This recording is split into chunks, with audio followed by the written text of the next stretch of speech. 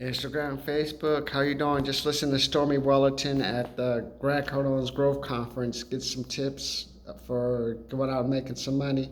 How you doing? Quick view. The residency at my Marriott took so long to build during COVID. Now this new building is going in, like in like 2 or 3 built. How you guys doing? Heading off to the gym. I remember I used to get up at 4:30 a.m. 59159 Oleander Drive to drive to San Bernardino. Probably about this time I would be walking into the office. If I didn't run into traffic coming from Cherry Valley over there between the 10 and 60 freeway, if there's no accidents, I can even get there. It's usually got there about 6:30. Sometimes I get there about 6:45. How many of you guys doing a commute today, man? I did that for 11 years, and then I finally had to sell my dream house. I'll tell you 3 reasons I sold my dream house. I'll come to you next time. But one of them never really had to do with the commute. I had a 2000-seat Beamer. I had a Pathfinder. I had the Camrys. So the commute was the least of my worries. There were three things that finally forced me to sell.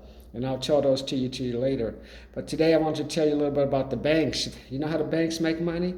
The banks make money by you having high interest.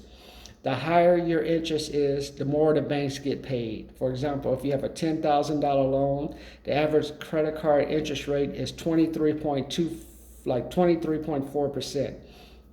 And you use $10,000 worth of credit, your annual payments on $10,000 of credit is about $2,340.